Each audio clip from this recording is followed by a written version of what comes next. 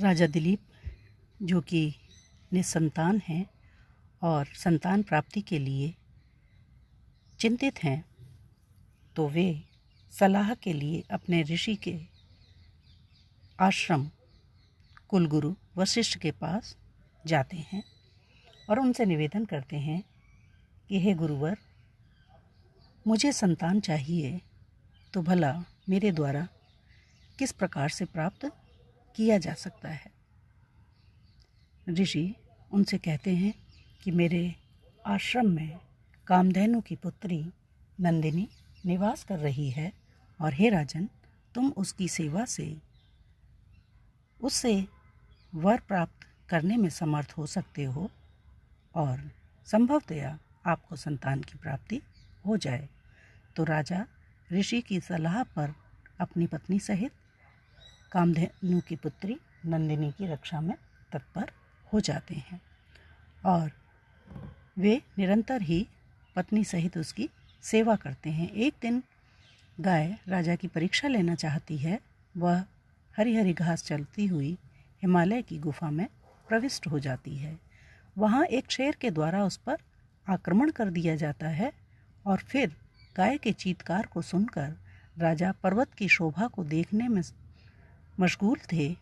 उनका ध्यान भंग होता है और वे गाय की रक्षा हेतु तत्पर होते हैं। तब सिंह उन्हें गाय को छोड़कर ऋषि के पास आश्रम में लौट जाने के लिए कहता है कि यह तो मेरी वृत्तिका है, आप अपने गुरु के पास लौट जाइए और इस गाय के बदले में, चूंकि आप राजा हैं तो आपके पास किसी चीज़ की कमी नहीं है, आप इस एक गाय के बदले में करोड़ों गाय ऋषि को प्रदान कर सकते हैं।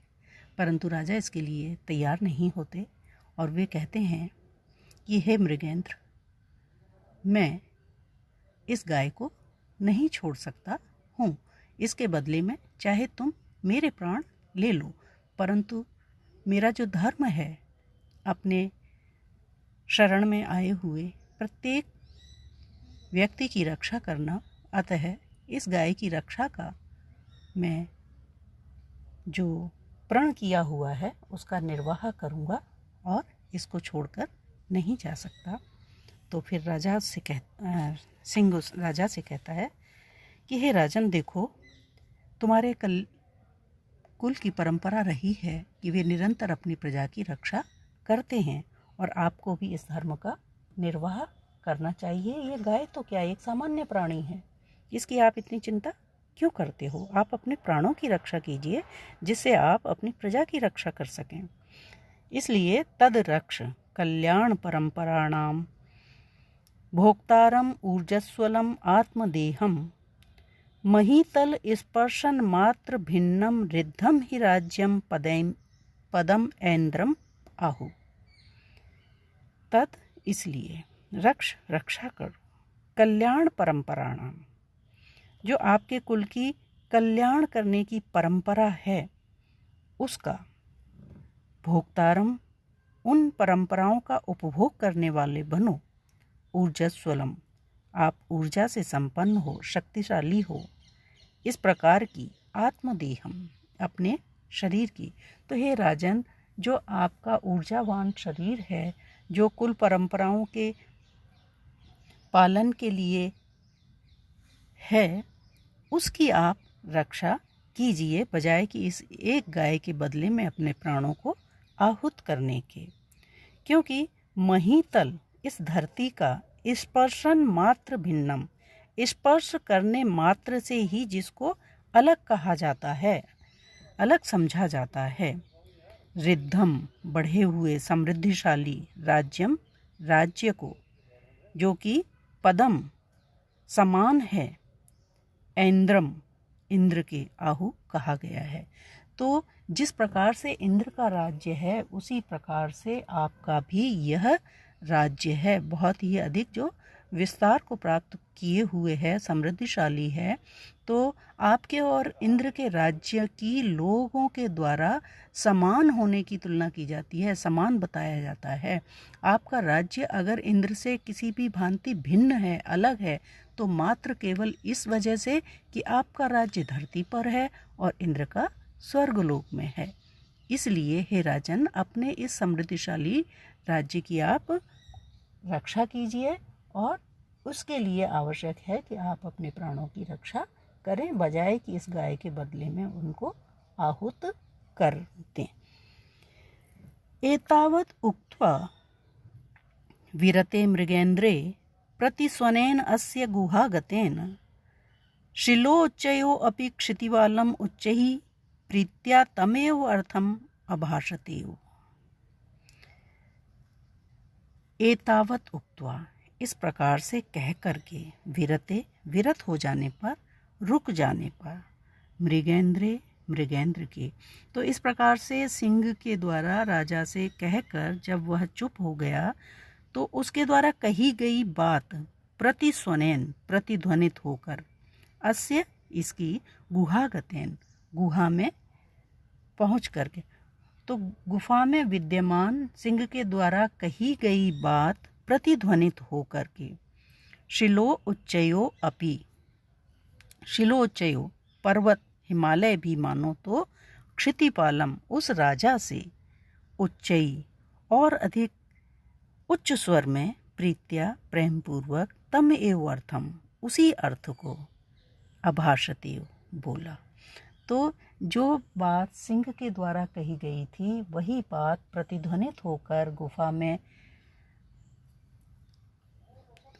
उस हिमालय पर्वत के द्वारा भी मानो तो राजा से प्रेम पूर्वक वही बात पुनः दोहराई गई।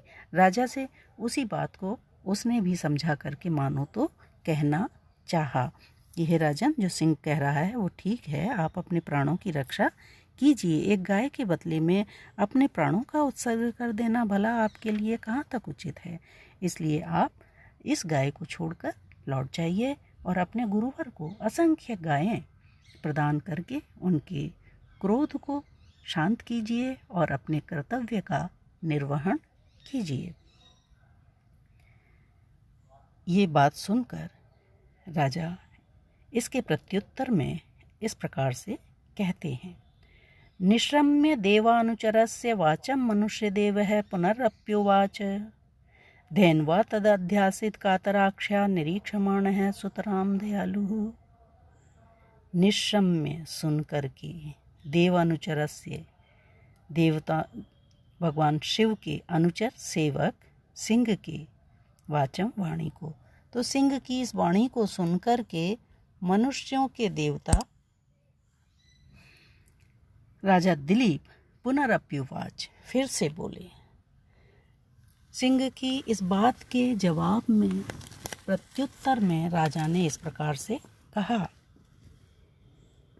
धेन्वा तद अध्यासित, तद उस सिंह जो शेर है, तद अध्यासित जिस गाय पर बैठा हुआ है, ऐसी धेन्वा गाय के द्वारा, कातराक्ष्या बहुत ही कातर आँखों के द्वारा, बहुत ही निरीही आँखों के द्वारा, डरी हुई आँखों वाली उस गाय के द्वारा, व्याकुल बेचैन उस गाय के द्वारा निरीक्षमाण है, देखे जाते हुए, सुतराम दयालु, जो बहुत अधिक दयालु हैं, जो प्रकृति से ही बहुत अधिक दयालु हैं, ऐसे राजा दिलीप को वह गाय बहुत ही कातर आँखों से देख रही थी जिसके ऊपर सिंह बैठा हुआ था।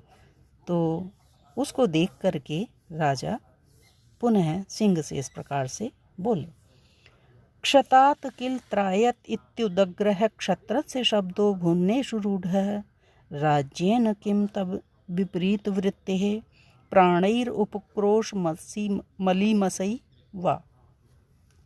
क्षतात किल त्रायत, क्षतात क्षति से, किल निश्चित रूप से, त्रायत जो बचाता है, इति इस प्रकार से, उदग्रह उन्नत, शब्द शब्द, क्षत्रस्य क्षत्रिय के लिए, भुवनेषु संसार में, रूढ़ है रूढ़ी को प्राप्त है, प्रसिद्धि को प्राप्त है।